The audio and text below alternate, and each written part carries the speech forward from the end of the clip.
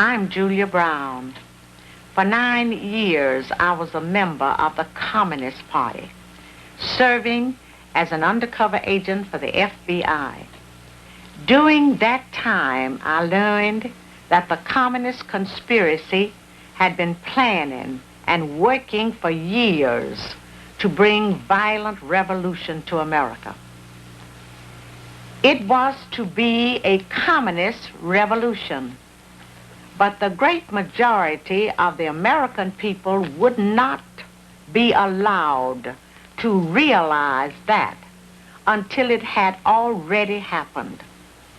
If all goes according to the communist blueprint, Americans will believe that the chaos and violence has something to do with civil rights. Our enemies were quick to find our weakest point for their attack. They knew that racial differences could provide them with an excellent wedge to divide our people.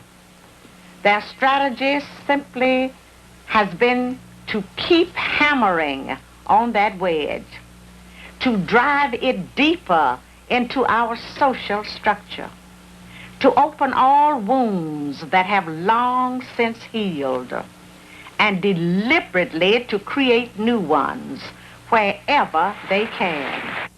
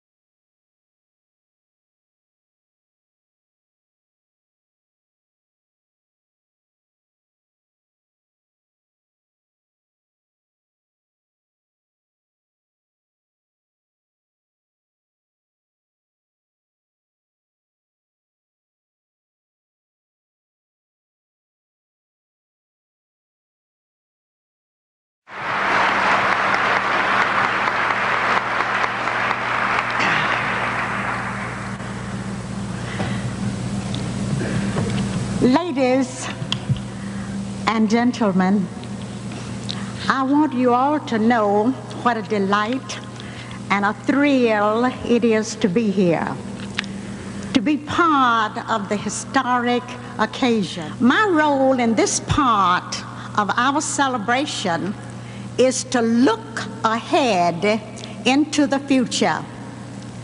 I think I was chosen to do this because I have a few more years' experience than all of these younger men.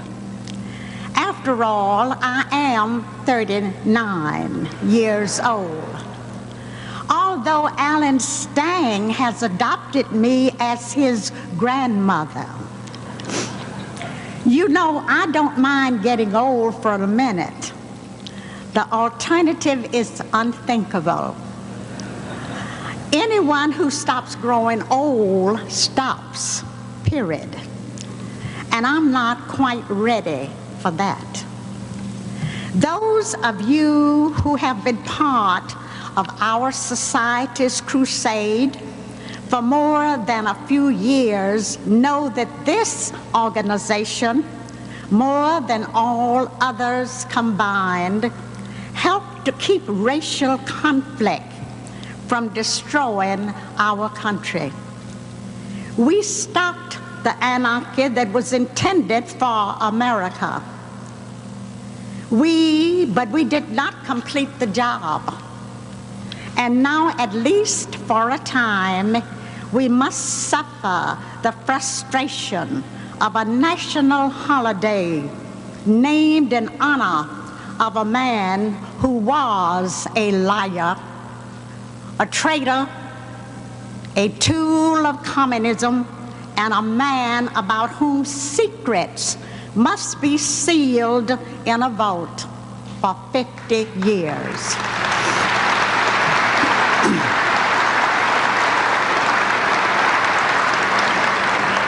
To keep the truth about him being fully known, Martin Luther King said he had a dream. A real American who had the kind of dream he had would call it a nightmare.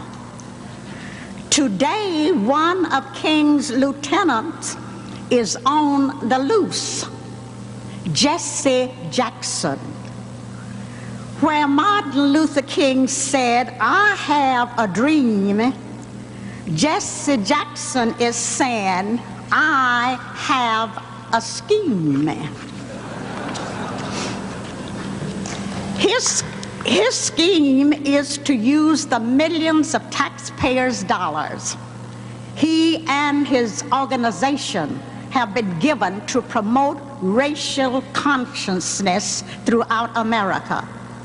And the scheme includes getting Negro Americans to vote for him and for the socialism he consistently promotes. His constant call for more federal programs, the same thing King always did, is a call for economic stagnation across the land, a problem which is already being felt most heavily by Negro Americans. If we are going to look at the future, we should begin by looking at the past.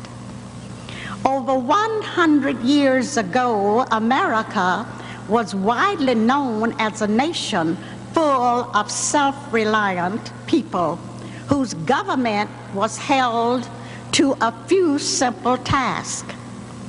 Because the people were self-reliant, there was no demand for government to take over a person's responsibilities. With few exceptions, the people took care of themselves because they had to. But hard work meant success. And even if someone failed, he simply took a deep breath and started over again. The people wanted it that way 100 years ago, and millions of immigrants left the old world to come here to get away from too much government that makes slaves of its people. And when they came here, the self-reliance that so characterized America inspired them, and they worked and prospered, and so did the nation. How do we regain that condition? Political leaders of today don't promote it. They want government to save men's bodies, not dependence on God to save man's souls. Educators don't promote it. They teach nothing about the greatness of America, preferring usually to focus on a few strains in our glorious history. One of those stains, of course, held many of my people in slavery. But America officially wiped it away 120 years ago and has continued to wipe away all remaining traces in the years since. No, we never were a perfect land, but we have always been the best. How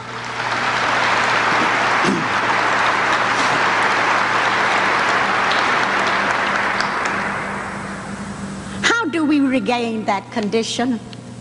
The way to do it is to rally those who still possess self-reliance and who still know the deadliness of big government. What someone ought to do is start an organization that promotes true Americanism and opposes all forms of tyranny, especially its most obvious form, communism. If there was such an organization of solid Americans of all colors and all ethnic and religious backgrounds, then they could spread the truth about liberty everywhere and gather more good people into their group. They could print books and magazines and start a speakers bureau and a chain of bookstores. They could raise money to produce films and tapes, and they could expose the lies, greed, and stupidity that turns self-reliance people into slaves of government. All of that could be done, and America could regain her reputation as a nation of self-reliant people with a strictly limited government. If someone would only start an organization and get the ball rolling. But wait, someone did what was needed. The organization was started, wasn't it? And we are here to celebrate its 25th anniversary. How fortunate that we are here, that the John Birch Society was started in 1958, and that we are part of this great team. Without Robert Welch's creation, there would be no hope. With it and all the hard work still to be done, there is tremendous hope.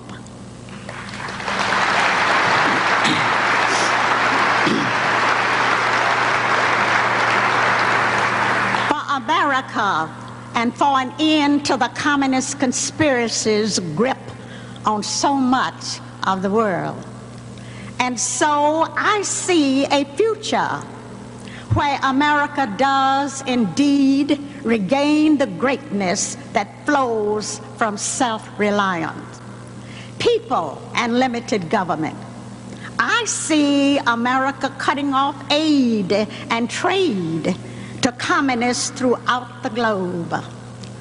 I see men and women being elected to Congress because they want less government, not more.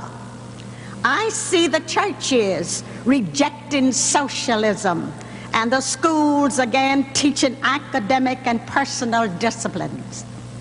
I see America hard at work because they are again able to keep the fruits of their labors. I see the John Birch Society's members admired and respected as the noble individuals that they truly are. I see a waiting list of many who want to join the society. I see this organization able to direct some of its efforts to other nations from a new international headquarters located in what used to be the United Nations building in New York City.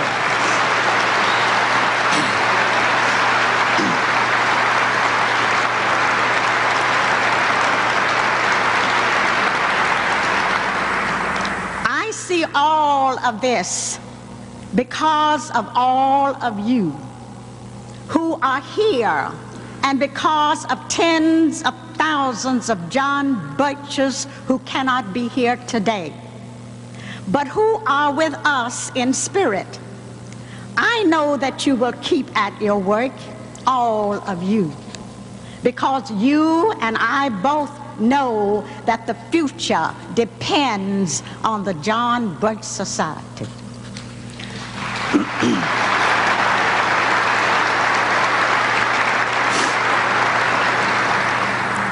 Martin Luther King may have had his dream, and Jesse Jackson certainly has his scheme, but Julia Brown is part of a team, the John Birch Society.